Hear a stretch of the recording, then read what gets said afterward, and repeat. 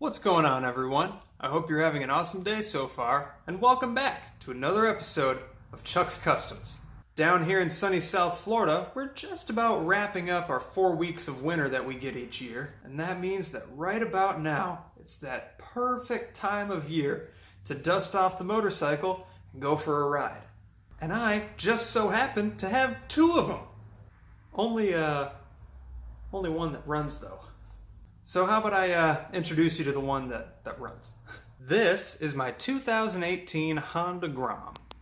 I picked it up about 8 or 9 months ago, brand new with only 1 mile on it. And now it just passed 1,000 miles the other day. So it's officially through its break-in cycle. I just changed the oil on it this morning, and I realized there's one problem with it. The damn thing is bone stock. We just can't have that here on Chuck's Customs. So today we're going to do the first mod that pretty much everyone does to these things as soon as they bring it home. We're going to get rid of this frickin' thing. That's right. We got to get rid of that thing. It's just way too tacky looking. But the Fender delete kits that you find online cost anywhere from like $50 to $150. I don't feel like paying someone for a kit to get rid of something, especially when I know that I can do it at home with minimal tools or effort for free. And I'm flat broke right now, so I have to do it the free way. Or almost free. I don't know. Might cost a couple bucks, but not bad.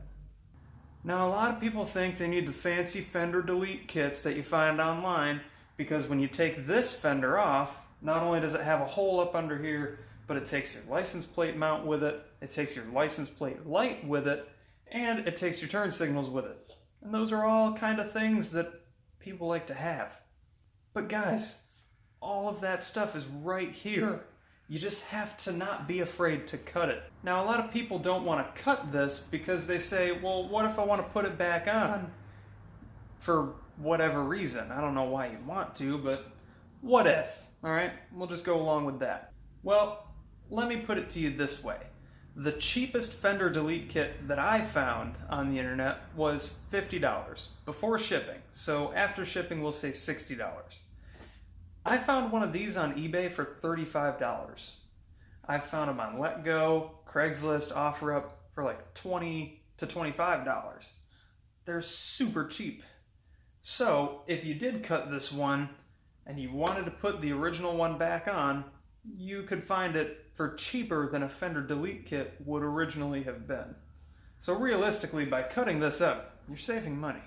Now, there's nothing wrong with the kits. A lot of people like them because it's a nice clean finish. But I'm going to try to do a nice clean finish as well, just without spending the extra money. So, there's only one way to do it, and that's to try. So, let's get to it.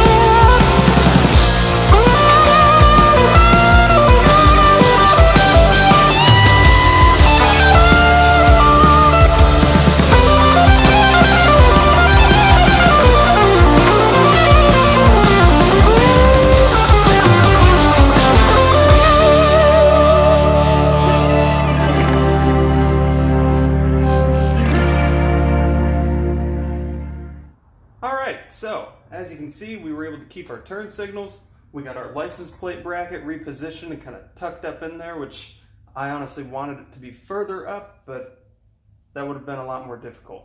But either way, so far we were able to use everything that we had and not spend a dime so far. But this is the part where you might have to spend some money if you want to do exactly what I'm about to do. Because right now, along with mounting our license plate light, we need to figure out how we're going to close this all back in. Because as you can see, these two bars are exposed that we had to cut earlier. And it's just, water can get in there. It wouldn't be good. So we got to cover it up somehow. And I think I know how I'm going to do it. Now this is why I say you might have to spend some money. I don't know, you might not. I happen to have this piece of Lexan laying around. I actually found that on the side of the road a long time ago, and I've never had anything to use it for. But it's nice, heavy-duty material. I can cut it out in any shape that I need to, and it will glue right in place. The other option would have been to use sheet metal, which I've got a big thing of it right here behind this piece of wood. And I think it's either 18 gauge or 18 or 20 gauge. It's the same stuff I used to do the floors in Bessie. The only reason I don't want to use the sheet metal is because in order to attach it, I would have to probably rivet the metal in place. And I don't know, I don't think rivets would look very good. It wouldn't look stock at all, which I want to try to make this look as stock as possible. So gluing the Lexan up here, painting it black, making it look all nice and smooth, I think that would be our best option. Plus, you can pick up a piece of Lexan big enough for this job at Home Depot for like $5 or $6. So that's why I said you might have to spend a little bit of money, but it's not going to be much compared to $50 or $75 or $100 for a kit to do the same exact thing. Plus, with the Lexan, we can use a clear little square right here of it to shine down onto the license plate. So let's try it out.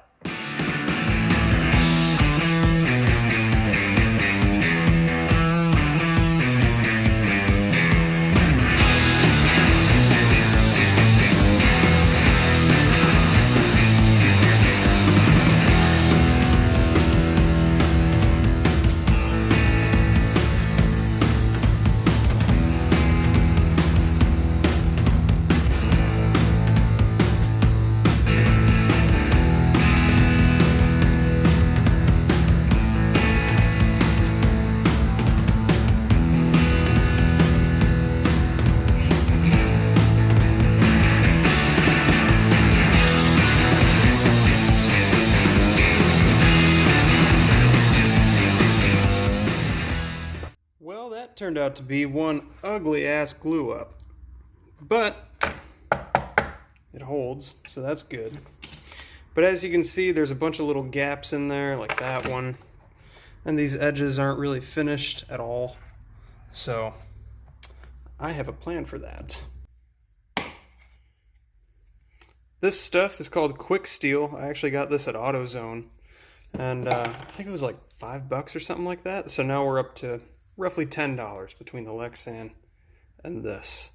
But this is actually two parts, and you just cut off the amount that you need, mix it together in your fingers until it's all one uniform color, then you can put it wherever you want. It gets a full cure in 1 hour, and then once it's done you can drill it, sand it, whatever you need to do. So I think that'll be perfect for finishing this bit off. And then we can paint it. Let's do it.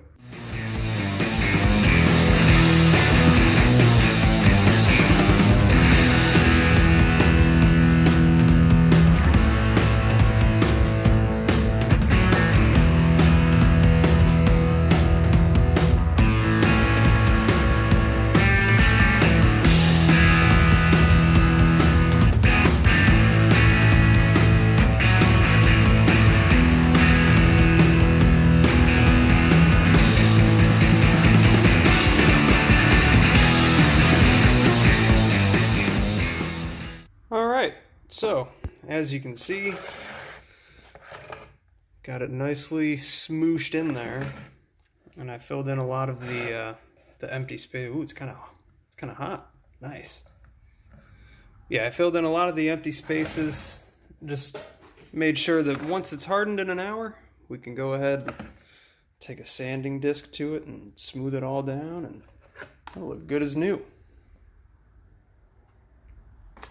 Sweet. We'll be back in an hour, or for you guys, a few seconds. Alright, it's been about 2 hours now, so everything's definitely fully cured. We can start sanding this baby down. I already started a little bit here, and this stuff sands super nice once it's hard. And, I'm not sponsored by them, but damn, good job. You make a good product. Alright, let's sand it the rest of the way down, paint it, and slap this little thing on there. See how it looks.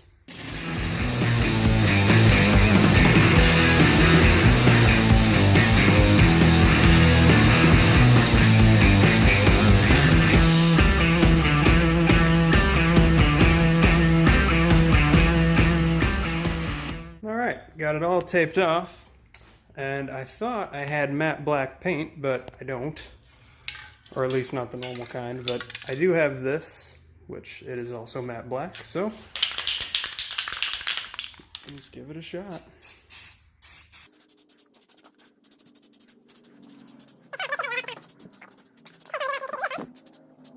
Okay, yeah, no.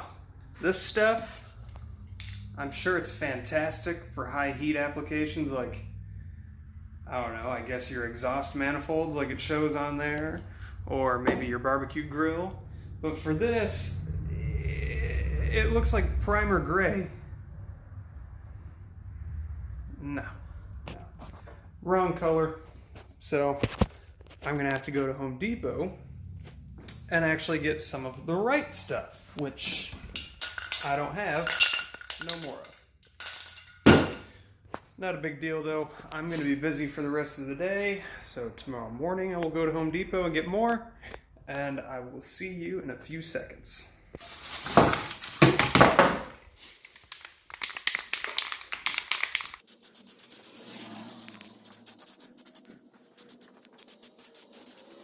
Oh yeah, that is far, far better than that high heat charcoal gray look that it had before. Let's slap it on the bike, see how it looks.